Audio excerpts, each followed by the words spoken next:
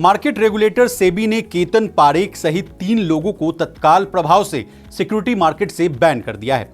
इन लोगों पर आरोप है कि इन्होंने फ्रंट रनिंग योजना में कथित तौर पर शामिल होकर 65.77 करोड़ रुपए का अवैध लाभ यानी मुनाफा कमाया। केतन पारेख विदेशी क्लाइंट के सौदों पर फ्रंट रनिंग करता था और यह काम सिंगापुर में बैठकर किया जा रहा था। अब शेयर बाजार में हुए सबसे बड़े घोटाले के दोषी के तौर पर हर्षद मेहता को तो आप जानते ही होंगे, लेकिन हर्षद मेहता घोटाले के बाद भी स्टॉक मार्केट में एक और बड़ा स्कैम हुआ और इस घोटाले को किसी जमाने में हर्षद मेहता के चेले रहे केतन पारेख ने अंजाम दिया। आपने 2001 में हुए केतन पारेख स्कैम के बारे में जरूर सुना हो, जिसने बॉम्बे स्टॉक एक्सचेंज को हिलाकर भी रख दिया था। हर्षद मेहता से ट्रेडिंग के गुर सीखने वाले केतन पारेख ने भी वही काम किया जो उससे 10-15 साल पहले हर्षद मेहता ने किया था। अब कितने हजार करोड़ का घोटाला था, क्या होता है फ्रंट रनिंग, कौन था केतन पारेख, कैसे लोगों को बड़े सपने बेचता था पारेख। इसके अलावा केतन पारेख ने अपने द्वारा चुने गए 10 शेयरों की मार्केटिंग के लिए एक अनोखा तरीका अपनाया था। वो क्या था, बताएंगे सब कुछ आज की इस डिटेल रिपोर्ट में। नमस्कार, आप देख रहे हैं मनी 9 और मैं हूं आपके साथ विशाल शर्मा।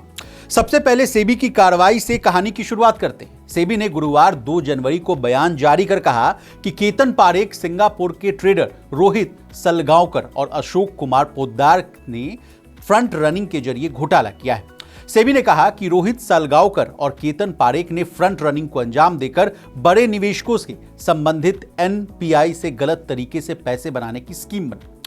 बाजार नियामक सेबी ने इसके साथ ही 22 यूनिट्स को भी कारण बताओ नोटिस जारी किया, जिनमें सेबी ने पूछा है कि जुर्माना और प्रतिबंध क्यों न लगाया जाए। सेबी ने आगे बताया कि शेयरों को खरीदने और बेचने के लिए ये लोग पहले फ्रंट रनर को सीधे फोन कॉल नहीं करते थे, बल्कि व्हाट्सएप चैट और व्हाट्सएप कॉल के जरिए संपर्क किया जा रहा था। इन नंबरों को जैक न्यू या जैक लेटेस्ट के नाम से सेव किया गया था।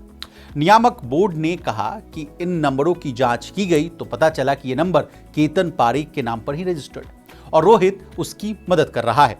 अब कौन था केतन पारेख, ये जानने से पहले क्या होता है फ्रंट रनिंग, ये जानिए।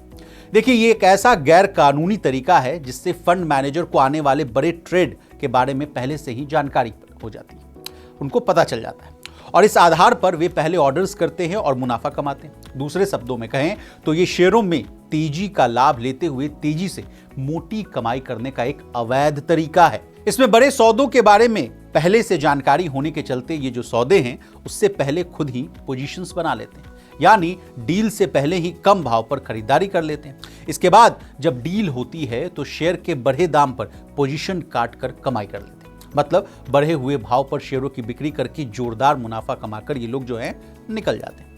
अब कौन था केतन पारेख, ये जानिए। केतन पारेख पेशे से एक चार्टर्ड अकाउंटेंट था और उसने अपने परिवार के ब्रोकरेज बिजनेस के काम को संभाल लिया। हर्षद मेहता की तरह ही केतन पारेख भी जब बुलंदियों पर था तो उसका रसूख देखते ही बनता था। वो बड़ी बड़ी कंपनियों के मालिकों के साथ उठता बैठता था। केतन पारेख ने हर्षद मेहता द्वारा इस्तेमाल किए गए पंप एंड डंप सिस्टम को गहराई से समझा, लेकिन इसका इस्तेमाल बदलाव के साथ करना चाहा। दरअसल pump and dump share market में एक ऐसा धोखा है जिसमें कोई बड़ा निवेशक पहले शेयरों के भाव को बढ़ाता है और फिर स्टॉक के ऊंचाइयों पर पहुंचने के बाद सारे शेयर्स जो हैं बेचकर निकल लेता है। अब कैसे केतन पारेख ने बड़े सपने दिखाए, ये जानिए। केतन पारेख ने भी कुछ ऐसा ही किया।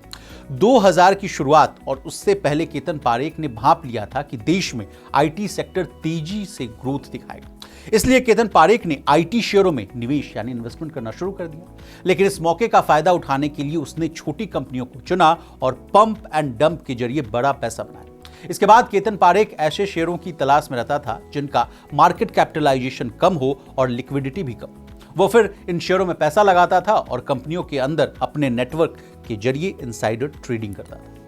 अब खुद के नाम और पहचान को हथियार बनाकर कैसे मोटा माल कमाया, ये भी रोचक कहानी जानिए। देखिए, केतन पारेख ने अपने द्वारा चुने गए 10 शेयरों की मार्केटिंग के लिए एक अनोखा तरीका अपनाया। इन शेयरों को K10 स्टॉक्स के रूप में जाने जाना लगा और बाजार और निवेशक हमेशा इन शेयरों के भविष्य को लेकर उत्साहित नजर आते थे। लेकिन सच्चाई कुछ और थी। शेयर बाजार को केतन पारेख के घोटाले की खबर तब पता चली जब बैंक ऑफ इंडिया की मुंबई शाखा ने आरोप लगाया कि केतन पारेख ने उसके साथ 137 करोड़ रुपए की धोखाधड़ी की। इसके बाद स्टॉक मार्केट में बड़ी गिरावट आई। आरबीआई ने पारेख के खिलाफ जांच शुरू की तो केतन पारेख को इनसाइडर ट्रेडिंग का दोषी पाया गया। इसके बाद सीबीआई ने केतन को गिरफ्तार कर लिया। उसे शेयर की कीमतों में हेरफेर करने का भी दोषी ठहराया गया। जांच के बाद बाजार नियामक यानी सेबी ने उसके शेयर बाजार में निवेश यानी इन्वेस्टमेंट या ट्रेड करने पर प्रतिबंध लगा दिया। वहीं कोर्ट ने उसे कारावास की सजा सुनाई। मीडिया रिपोर्ट्स की माने तो केतन पारेख ने इन गलत तरीकों से करीब 40,000 करोड़ के घोटाले को अंजाम दिया। आज की बात करें यानी आज के समय में यह घोटाला जो है लाखों करोड़ रुपए का। अब हमने आपको केतन पारेख सेबी का जो नया जो आरोप लगा है, जो कार्रवाई की गई है, उसके बारे में तमाम जानकारियां दे दी। आपको हमारी ये डिटेल रिपोर्ट कैसी लगी कमेंट कर जरूर बताइए। इसी तरह देश, दुनिया और बिजनेस जगत से जुड़ी तमाम ताजा तरीन खबरों के लिए बने रहिए हमारे साथ और देखते रहिए मनी 9।